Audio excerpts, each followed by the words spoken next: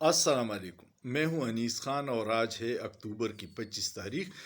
پچھلے 3 سالوں میں رجیم چینج کے بعد ریاستی اداروں نے عمران خان کی مقبولیت کو کم کرنے کے لیے مختلف آئینی، غیر آئینی، قانونی، غیر قانونی اقدامات کیے، مختلف لوگوں کو لانچ کیا، مختلف فارمولے اپنائے گئے، لیکن ہر فارمولہ، ہر شخص ناکام رہا، کیونکہ عمران خان ایک مخلص اور ہمدرد اور محب وطن انسان ہے، اور نوجوانوں کو اس کا نظریہ سمجھ آ گیا ہے۔ اس لیے وہ اب بہروپیوں کے ڈراموں سے متاثر نہیں ہوتے۔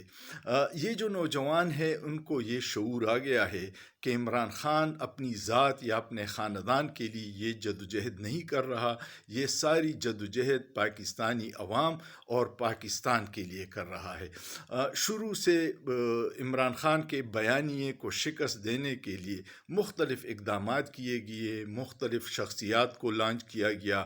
عائشہ گلالے سے لے کے پرویز خٹک اور پارٹی کے اندر لوگوں کو استعمال کیا گیا، فنکاروں کو استعمال کیا گیا، جواد احمد کو لانچ کیا گیا، مولویوں کو استعمال کیا گیا، مختلف مولوی فتوے دینے لگے، بیانیہ بیان کرنے لگے، موٹیویشنل سپیکروں کو استعمال کیا گیا، وہ بھی ناکام رہے۔ شاہد افریدی کو مارکیٹ میں لانچ کیا گیا کہ یہ کھلاڑی ہے، شاید نوجوان اس سے متاثر ہو جائیں، لیکن عمران خان کے مقابلے میں یہ سارے ناکام رہے۔ اور اب ایک اینکر اقرار الحسن کو مارکیٹ میں لانچ کیا گیا ہے۔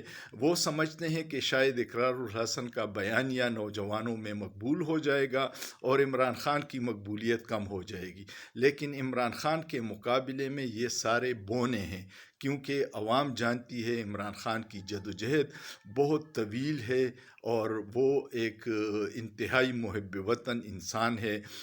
اس کے سامنے یہ جتنے شاہد افریدی، جواد احمد، اقرار الحسن، عائشہ گلالے، پرویز خٹک، انجینئر علی محمد، یہ سب کو لانچ کیا تھا ریاستی اداروں نے، لیکن سارے ناکام رہے۔ اقرار الحسن کو بھی سمجھنا چاہیے کہ وہ اس وقت جن کے اشاروں پہ یہ سب کچھ کر رہا ہے، اس سے اس کو کچھ حاصل نہیں ہوگا۔ عمران خان لوگوں کے دلوں میں دھڑکتا ہے، اور یہی وجہ ہے کہ بدترین انتقامی کارروائیوں، بدترین پروپیگنڈا، ہر چیز اس کے خلاف ناکام ہو جاتا ہے۔ امید ہے آپ کو اقرار الحسن کی سمجھ آ گئی ہوگی کہ وہ آج کل جتنی حکومتی ترجمان اس کی پذیرائی کر رہے ہیں، میڈیا پروپیگنڈا اس کا ہو رہا ہے، لیکن اس کے پیچھے جو لوگ ہیں وہ اب سب کو پتہ چل گیا ہے۔ سوچئے، سوچنا جرم نہیں ہے۔